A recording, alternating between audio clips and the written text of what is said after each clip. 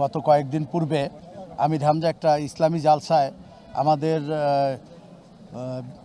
শহীদ president Ziaur Rahman এবং বেগম খালেদা জিয়ার ছোট সন্তান আরাফাত রহমান কোকোর সম্বন্ধে যে কুরুচিপূর্ণ বক্তব্য দিয়েছে, সেই বক্তব্যের কারণে আমাদের সারা বাংলাদেশের বিএনপির সমস্ত নেতাকর্মীরা আপনারা জানেন যে ফুঁসে উঠেছে এবং এর বিচার চাচ্ছে।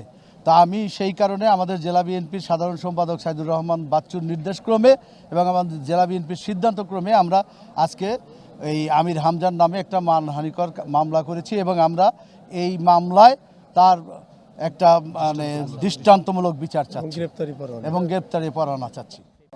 বিজ্ঞ অতিরিক্ত জেলা ম্যাজিস্ট্রেট আদালতে আজকে একটা মামলা করা হয়েছে। বাদী হইল জেলা বিএনপির সিনিয়র যুগ্ম সম্পাদক জনাব ভিপি শামীম খান। মামলাটি করা হয়েছে 500 ধারায় মামলা। জিয়া পরিবারের মানহানি হয়েছে, কোকোর মানহানি হয়েছে। তার মানহানির কারণে সারা বাংলাদেশের মানুষ ক্ষুব্ধ হয়ে উঠেছে। আমরা 500 ধারায় মামলা করেছি। বিজ্ঞ আদালত মামলাটি গ্রহণ করেছেন এবং পরবর্তীতে আদেশ দেবেন। আমরা তার বিজ্ঞ আদালতকে বলেছি আমরা তার যথাযথ উপযুক্ত বিচার চাই।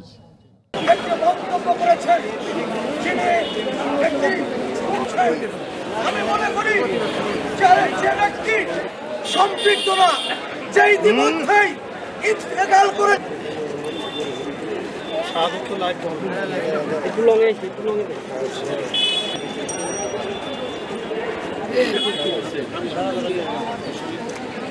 ফাঁসি চাই, আমির হামজার ফাঁসি চাই, ফাঁসি ফাঁসি ফাঁসি চাই, ফাঁসি ফাঁসি ফাঁসি, আমির হামজার দুই গালে জুতা মারো তালে তালে, ফাঁসি ফাঁসি চাই, অবিলম্বে আমির হামজার ফাঁসি চাই, ফাঁসি ফাঁসি ফাঁসি চাই, আমির হামজার ফাঁসি চাই, জুতা মারো তালে তালে, জুতা মারো তালে তালে, আমির হামজার দুই তালে, জুতা মারো তালে তালে, আমির হামজার দুই গালে, আমির হামজার দুই গালে।